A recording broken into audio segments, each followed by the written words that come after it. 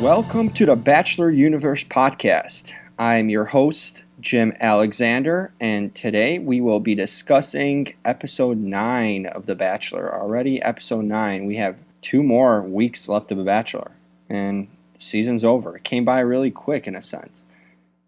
It came by quick towards the end, but if you look back at it, it was a pretty long season. It's just the last couple of weeks have really stepped up and really moved along quickly in that sense. But today there was a very short episode because you had a show premiere. There was a show, Who We Are, I believe was the name of it, on ABC, and that was like a big premiere, so The Bachelor did not air tonight. It's full time. So we only got an hour of The Bachelor, which is, in a way, something most people probably didn't expect. They go in to watch The Bachelor, and here they are.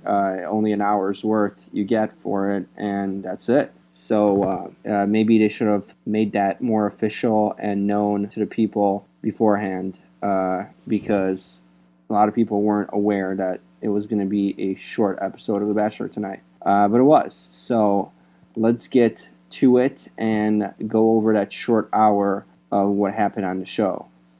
And, of course, we start out with the Andi fiasco. So, as many of you remember, Andi Dorfman last week shocked the world when she arrived at Nick's hotel room. She knocks on the door, he opens the door, and bam, it's Andi. So that was the big cliffhanger and surprise that they were trying to start out the show with this week and have people waiting for an entire week to see what Andi was up to and what was her purpose and why was she coming back to visit Nick. She coming back to try to win him over the last 2 weeks? Probably not, as I mentioned last week, and it wasn't the case. The case was, of course, she just came for a chat, and funny chat between Nick and Andi, something we were dying to see, right? Basically, what they talk about is in the way that Andi gives him like this go-ahead and okay for him to hook up with the remaining girls. Like, she's kind of busting his balls in a way and talking to him about the remaining women and how he should basically hook up with them. It was weird. So yeah, she gave the permission to him for him to hook up as if he needed it, as if he actually took the warning past 2-3 other seasons he was on different shows.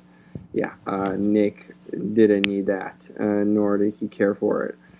But then their conversation goes from awkward to kind of complimentary. They start complimenting each other and apologizing for their past and hurting each other and just whatever. Nick calling her out, saying that they slept together, right? So all that happens, and that was it. And she just drink whiskey apparently, and she leaves. Now talk about easy money. I mean, whichever producer came up with this whole shtick to get her on, boy, Andi must have taken this in a heart. Imagine that.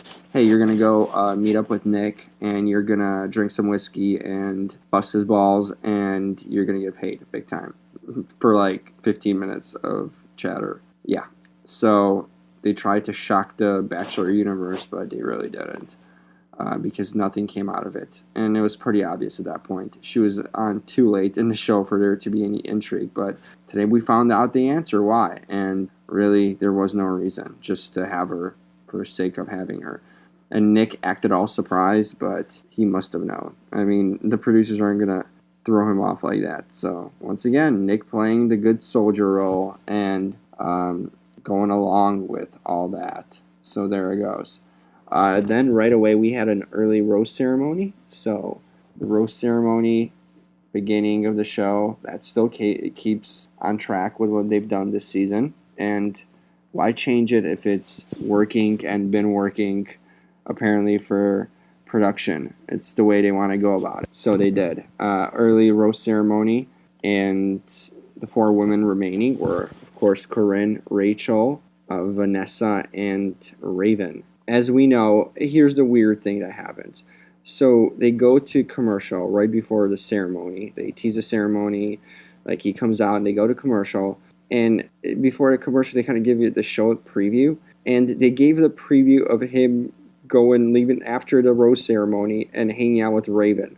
Why give it away? Once again, I think at this point, they're just doing it purposely. I think they're just spoiling the show for the heck of it, or just doing it to spite people with it. There's no reason for them to show a clip of what's coming on in the next 5 to 10 minutes and who's remaining, especially if no one has gotten a rose yet. So they show clips of Raven. Clearly, she's getting a rose then, right? And we already know that Rachel is going to be Bachelorette. So Corinne or Vanessa, down to those two. One of them not getting a rose. Yeah, that was so weird. I'm just not sure why they did that, and it didn't make sense. We had to come back from break, and wouldn't you know, Raven gets the first rose. Then Rachel gets the second rose. So that was a little bit of less even intrigue going into the next episode, because we know Rachel's going to be gone. But she gets the next rose, and then comes down to Vanessa and Corinne, and Vanessa gets the rose. So that means Corinne's time as a crazy and villain, and one of the all-time villains, is officially over. And she is gone. And Corinne does this weird cry laugh. It was like a cry laugh / smile, more of a cry smile, and it was just it was so bizarre. Like, it looked fake, it didn't look real or genuine, but she probably was actually crying.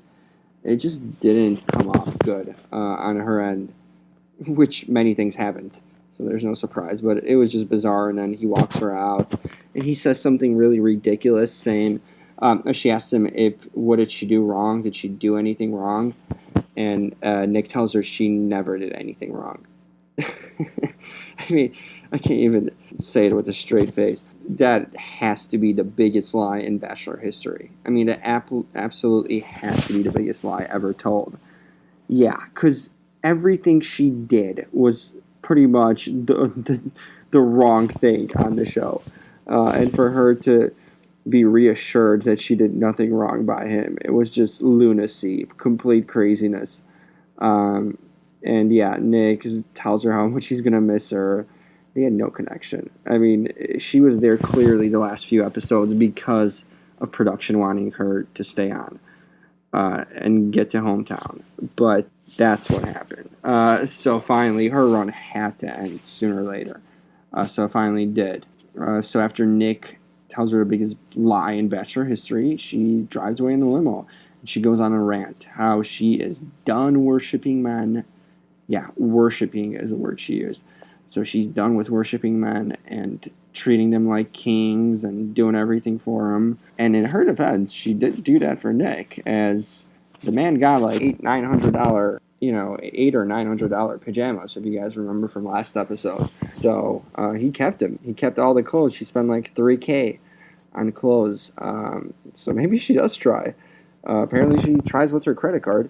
So that counts for something, right? So Corinne is gone. She will not worship men anymore. She was very pissed, and that's the end of that. So then they're leaving town, the 3, for the overnights, and they are going to Finland. And so there's a scene of Nick boarding the plane and going off on the plane, and the most important thing to take note of it is that Nick is definitely flying coach. Wow. So just when you think the production money has gone up, the production is going to treat him to something good, to treat him to a trip in Europe, he has to be sitting in coach. So they can't even offer first class for him. So there you go. Bachelor should by now probably have like their own private jet. Wouldn't you think that show would? After 21 seasons of The Bachelor and like 14 or 15 of Bachelorette, you would think they would have the money, but they don't. Or they just didn't want to spend it on Nick, which I can't blame him. So there we go. He arrives in Finland on Finnair. That kind of sounded like a rhyme. Finnair. Not thin air, Finnair. Finnish air. That's the airplane. So he gets there, and his first date is with Raven.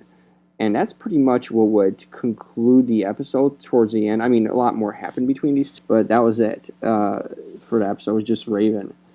And so they just hang out at first and talk, and obviously they must have been in the winter months there because filming. They must have been, yeah, because it was in the fall.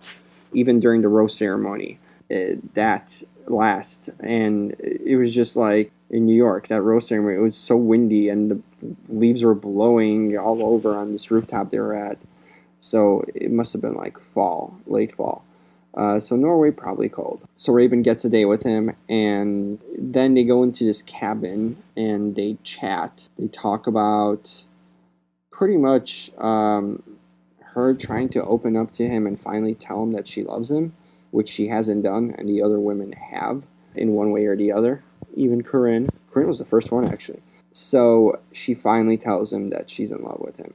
Even though most guys or gals, whoever's on the Bachelor, Bachelorette, the final four, if one of them doesn't tell them they love them at that point, they usually go home. But surprisingly, Raven found her way still to this point and finally tells him that. But that is not biggest news that breaks. The biggest news that breaks after, of course, she accepts the overnight from him, she tells him that she has never orgasmed. Yes, world. So Raven has never orgasmed. She's been with one guy only. No, that's a pure woman right there. Very angelic and innocent in that sense, right? So she's been with that crazy, apparently, or cheating ex in a sense, not crazy maybe. The one she hulked up and broke the door. She told Nick earlier about in the season. That's the case. So he has never gave this woman an orgasm. So now the man is embarrassed on national TV, whoever he is, and whoever the woman he's with now, or even cheated on with, he probably didn't give her an orgasm because Raven never felt one. So there we go. And the biggest, what makes her think that Nick will be the guy to do it? Like, really? Does he look, even though he's probably went through half the half the roster of the Bachelor women with all the shows he's been on, and we know he's been with Andi and Caitlin, so there's two at least guaranteed. But yeah, she's really holding high hopes for Nick. I mean, think about it. It's like 95% of women out there in America or wherever, they probably have never experienced an orgasm too, especially considering the quality of men out there these days. Raven, you're not alone, complainer. But banking on Nick being the first guy to ever give her an orgasm is pretty much as realistic as Santa Claus delivering presents in July. Okay, that is just not going to happen. Wow, okay. Raven, you've put your eggs in the basket that's about to be crushed. So, guess you're going to have to wait well after the show. Maybe in paradise. Probably not with Nick. She's one hopeful and very unrealistic woman. So she accepts overnight, and she's going to take a chance at Nick being the one. And that's all for this episode, folks. It was a quick episode. A lot of commercials. There's probably like about 7 commercials in this episode, which is a lot more than it would be in the first hour of a regular episode, because they had to cram in they probably crammed in literally all the commercials they would in a 2-hour episode. They crammed it in a 1-hour episode, because every segment, not even, it was cut in half and was just always interrupted with a commercial. They couldn't even get through a segment entirely without having a commercial break. So it was a really quick episode, and not much really happened in that sense. They just got through even one date, not fully even. We didn't even see Vanessa or Rachel since the rose ceremony, so it was all about Raven and that big reveal that she has not had an orgasm, but she's definitely going to bed with Nick. So she also apparently told him that she's never loved anyone like him. So lucky guy, right? We'll see. I still don't ever see him living in Hoxie. Okay, that is just not realistic. Not for that dude who just like loves the spot. So the big reveal was that she didn't have an orgasm. You had the Corinne finally being let go. Really didn't pay off in anything. Her giving him advice. Ooh, how valuable for someone that's failed also on The Bachelor. So there we go. That was pretty much it. Not much to kind of go about, but there was a preview for next week, and we will see the remaining dates. And that's when we know Rachel is probably going to go home.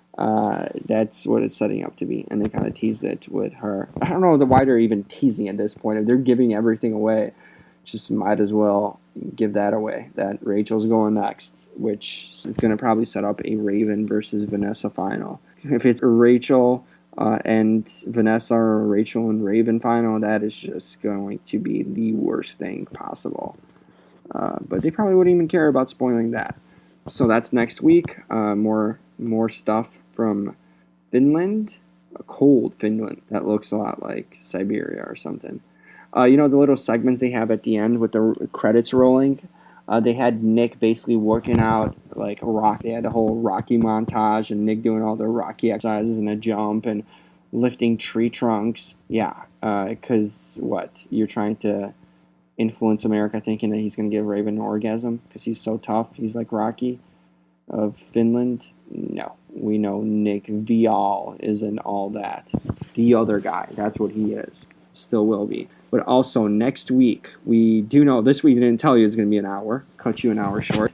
But next week we will have the continuation of the overnight. And because we're down to the final 2 weeks, it's next week and then the final on the 13th. But yeah, you're going to have an hour's worth of, basically it should have been this week, right? So you're going to get the hours, the last hour that they didn't air tonight next week at regular time. And then you're going to have a 2-hour Women Tell All. So 3 hours of The Bachelor next week. So they took away one this week, but they're giving you one next week. So I guess it evens out. And that's what it's going to be. I will not be watching live. I will be at Monday Night Raw in Chicago, which I'm super excited about. And I'm okay missing the Women Tell All because don't tell much or do anything much. But they did tease that, what's Christina thinking about her breakup. So there's going to be a follow-up with Christina. There's going to be a Corinne battle again. Well, it's going to be all about Corinne. Heavily influenced by Corinne from Intel. But they're going to have her little feud come back that she had earlier in the season.